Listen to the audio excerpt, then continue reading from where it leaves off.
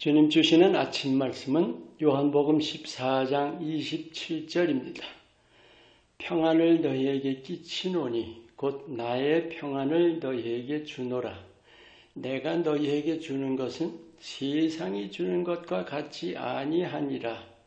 너희는 마음에 근심하지도 말고 두려워하지도 말라. 성경에 바울 서신과 다른 서신들 그 서문에 보시면 은혜와 평강을 기원하는 말씀이 아주 공식처럼 나와 있죠.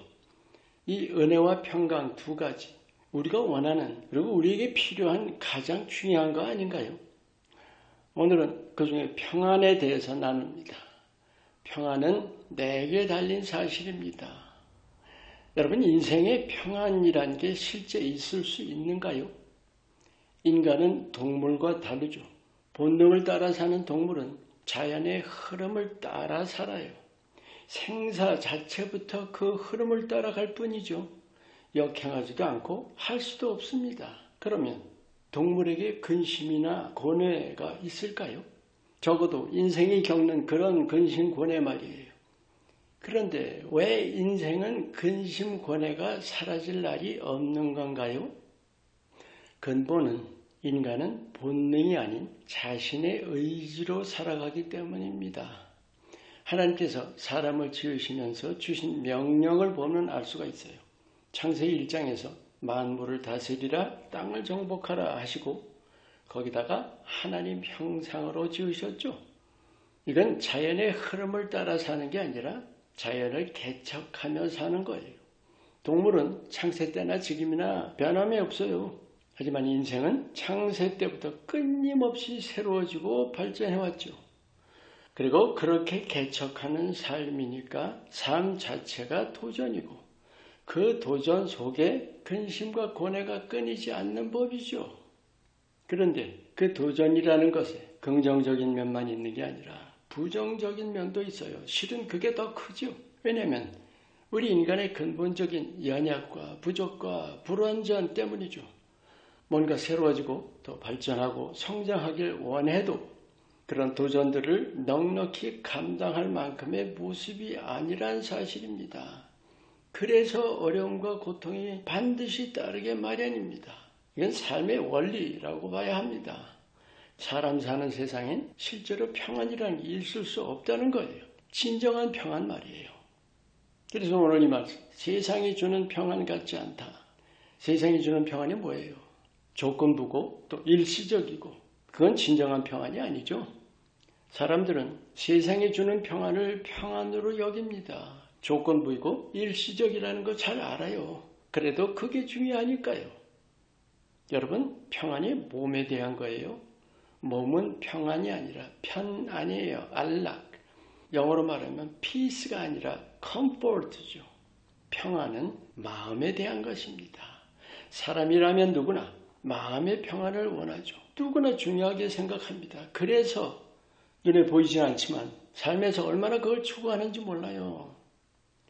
오늘 이 말씀에서 깨우쳐 주시는 사실은 그 평안이 없는 세상에 평안으로 오신 분이 바로 예수님이에요.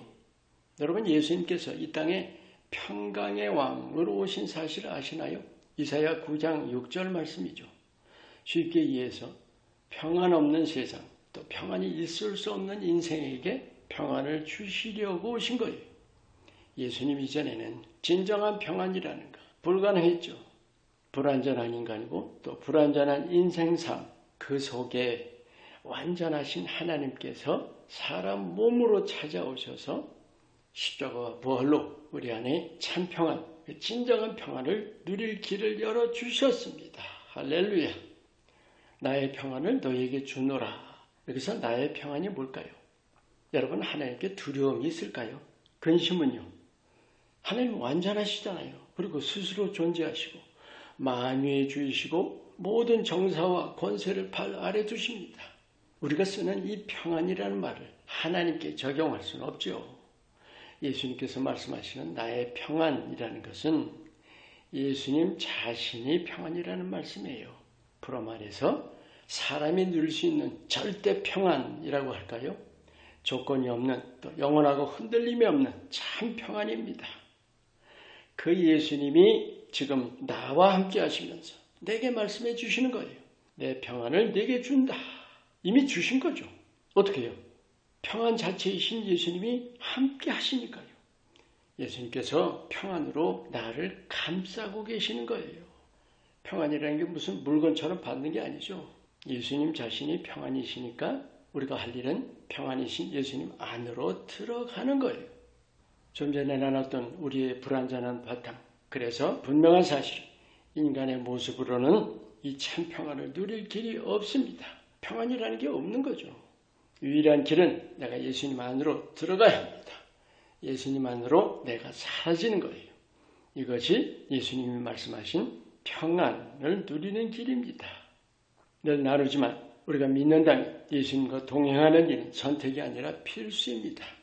그 예수님과 동행하는 것이 바로 예수님 안으로 내가 사라지는 거예요. 그래서 예수님 안에서 더 이상 근심도 두려움도 없습니다. 아멘. 인간 세상엔 평안이라는 게 있을 수가 없어요. 평안은 하늘의 것이고 하나님의 것입니다. 예수님께서 이 땅에 오셔서 이 하늘 평안을 누릴 길을 열어주셨습니다.